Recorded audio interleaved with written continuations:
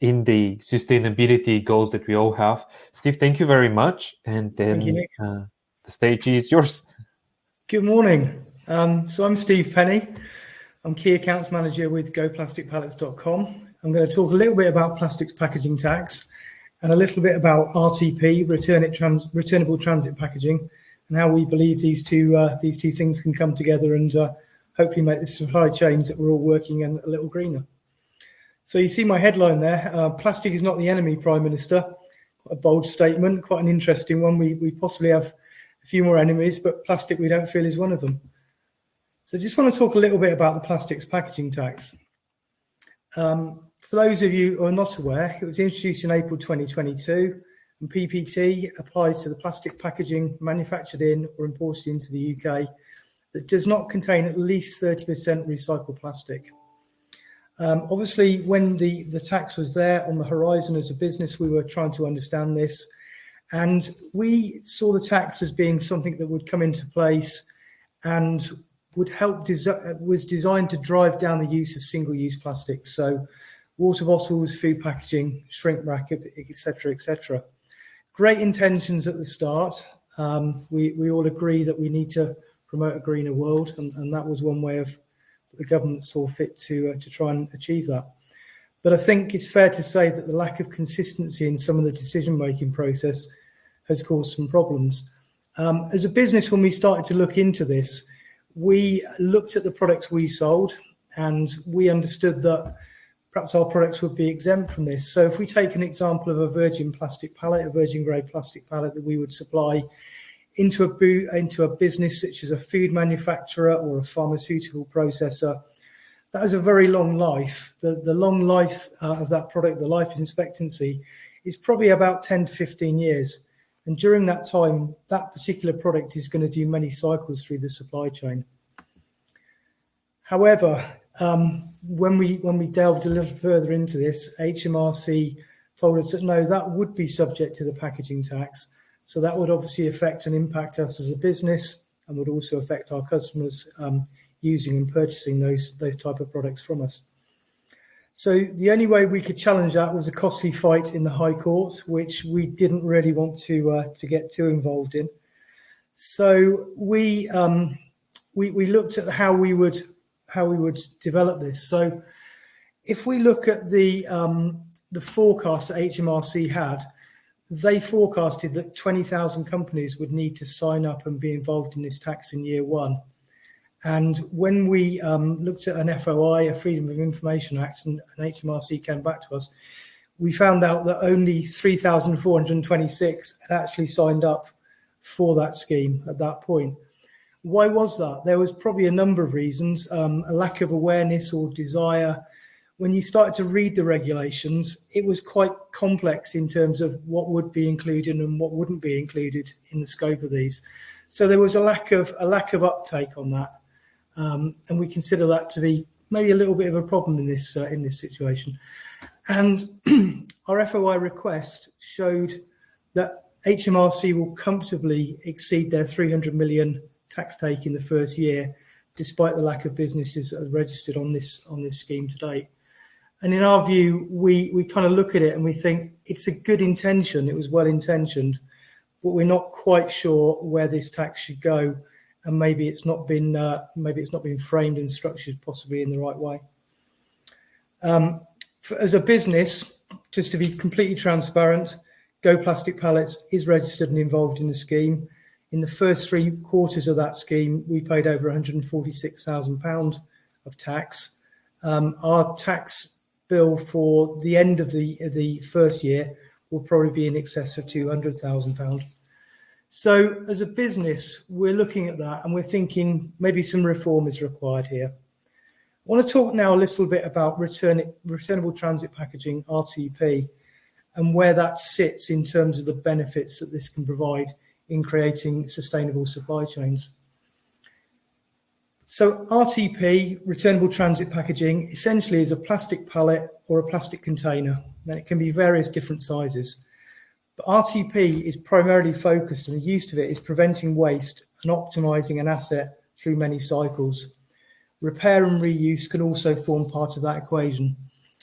So just to come back to my original example, a plastic pallet made of a virgin grade polymer, or in fact a recycled polymer, in a fast-moving automated distribution centre could be used many, many times with little change in its performance. It's not uncommon to see 250 to 300 cycles in the whole life of that particular product. Just on the left of the slides there, you'll see the waste hierarchy concept, which many of you will be familiar with. It's been around for over 40 years, and it's still very valid in evaluating the best ways to handle waste, protecting people and the environment. And obviously in that hierarchy concept, reuse is placed very highly in that concept. So best to worst, you can see them on the left-hand side, but the key ones that as a business and as a provider of this type of product, the key ones we're interested in are reduce, reuse, and recycle. We're a big advocate of the cradle to cradle methodology.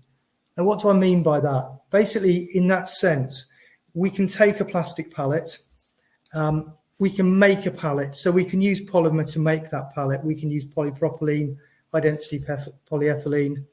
That's the core material of what these products are made from. We're going to use it through as many cycles as possible. At the end of its useful working life, we're going to collect it and we're going to recycle it. And we're going to make that into another pallet. Now, if we can't make that into another pallet, we'll maybe make it into a pallet of a lower specification or a container of a lower specification. Or we might even make it into something completely different. We might make it into a park bench or a piece of street furniture.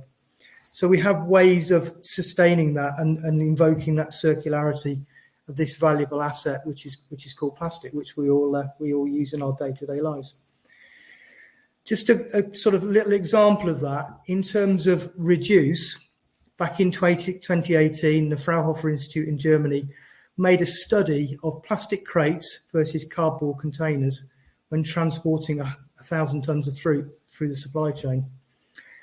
They calculated all the emissions and they looked at how those might be reduced. So as you can see on the slide there, plastic in that scenario would have created 15 tons of CO2 emission. Cardboard would have created, in their calculations, 37 tons of CO2. So the plastic was 60% lower in terms of the emissions it created in that supply chain. And in terms of the reuse of those particular products, the plastic was able to be reused over and over again. The cardboard in that supply chain, probably a lot of those cardboard boxes would only actually ever have been used once, because maybe they got torn or they got wet, or at the point of collection, maybe they got discarded. Maybe they got put into landfill because someone didn't realise that a circular approach to this, the reuse, was actually particularly valid for that particular product. So we can see we can tap into the waste hierarchy and we can try and produce greener supply chains through the reuse and sustainability and the correct use of materials. I think it's interesting to say, because if we look ahead as to about what RTP can provide, I think someone said there's no such thing as the wrong material. It's the incorrect use of material in the wrong way. And just want to sort of pick up on those some of those messages there. So we all know that we live in a very consumption-based environment. Convenience is very, very paramount to all of us in our daily lives. And as a technology has kind of accelerated that process, we all like to go on the internet and we like to order stuff today that we know we're going to get tomorrow. So this whole point about reduce, reuse and recycle, if I can just bring that back to the whole concept of, for us, which is keeping plastic where it belongs, which is reusing it and recycling it. So if we look at reduce as an example, so how can we reduce? So we can reduce as a business and with our manufacturing partners, we can reduce the use of 100% plastic virgin grade material. We don't necessarily need to do that. We can use recycled materials. Currently, 93% of the plastic pallets that we supply are made from 100% recycled materials. So there's a very good and tangible example of how we do that. In terms of other reduction, we can reduce the weight of the packaging of the RTP. So if we take a plastic pallet and we reduce the weight in it through good design methodology, the actual person who puts that on their transport trailer, on their truck, to transport that from A to B, is actually going to have a pallet of a lesser weight. So that's probably going to reduce their fuel consumption and probably reduce their CO2 emissions. Reuse. So to create the reuse angle, we need to have well-designed, well-specified and well-manufactured products. We need to do that because we're trying to obtain these multiple cycles through the life of the asset we're talking about, be that a plastic pallet or a plastic container. And recycling. So at the end of the useful working life of that product, we are going to take that product back and we are going to recycle it. So we're going to put it through a process where we granulate it, we make it from a whole pallet into some smaller granulated plastic, and then we might compound it into pellets so we can actually re-inject that into another container. And at that point, we may need to provide some incentive to do that. This material has some value, the residual value. We will collect the pallets, we will recycle it with our manufacturer partners based in Belgium, and we will actually provide back some residual value to the owner of that asset. And we know that incentivization can work. If we look at a consumer scenario, 95% of plastic bottles in Germany are recycled due to a deposit return scheme. This was back in the old days when the Corona van used to come round and used to buy your popping glass bottles. You would pay the deposit in advance. When you return the empty glass bottle, you would get your deposit back. So we wonder whether that could be adopted in a wider sense at B2B level. And finally, I'd just like to talk a little bit about what Plastic Pallets and Go Plastic Pallets does on a daily basis. So in 2019, since 2019, when we launched our recycling scheme, we've recycled over 1,000 tons of plastic pallets and boxes. And we collect those from all sorts of businesses. We do a lot of visits in sites where we go into food processors, pharmaceutical companies, where there literally is a lot of plastic waste sat either in their DCs or in their yards. And it's either filling up with water or gathering dust. And it's purely because those products are no longer needed in their process. So what we offer to do is we offer to collect those, we send them to our recycling partner, and as we say, we are completing that cradle to cradle methodology, creating circularity by taking that material and properly recycling it. And since that time when we started in 2019, we've recycled the equivalent of probably close to 48,000 pallets. And you can see from the slides there, if we stack those pallets one on top of the other, that would create a massive pile of pallets over 7,500 meters high.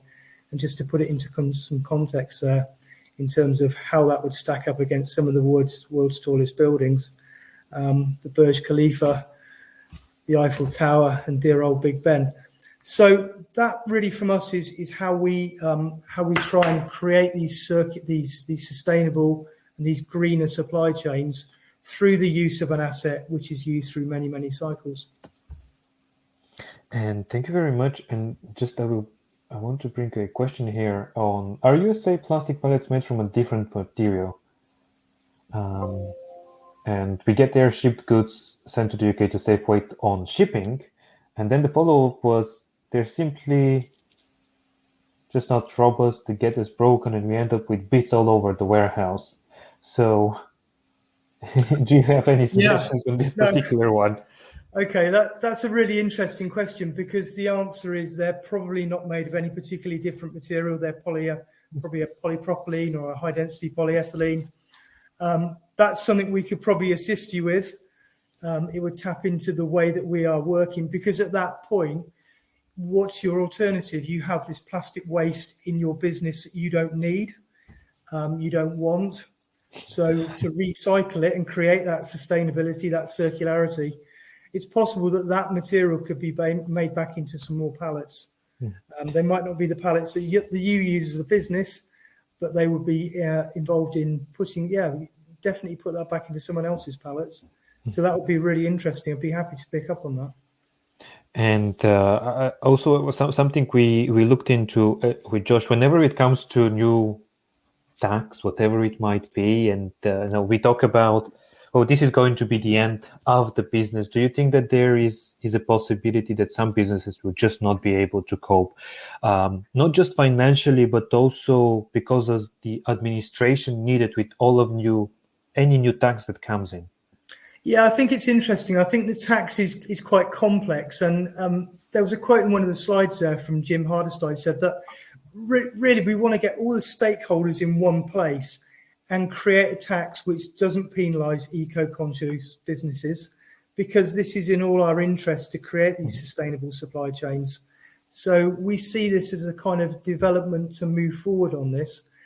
There are some costs, as I said earlier on, also the reduction of the use of virgin grade plastics, that lowers the cost for people, and using recycled material is perfectly sustainable and acceptable for a lot of the specification of pallets we're trying to create, where a pallet needs to work in automation, so it needs to be very consistent, very structural. But there are definitely ways that packaging tax, in our opinion, could be framed and structured in a better way for probably everyone to. And I think incentivization about this, how do we sustain this? How do we sustain cradle to cradle? How do we actually achieve that? How do we get people to buy into that?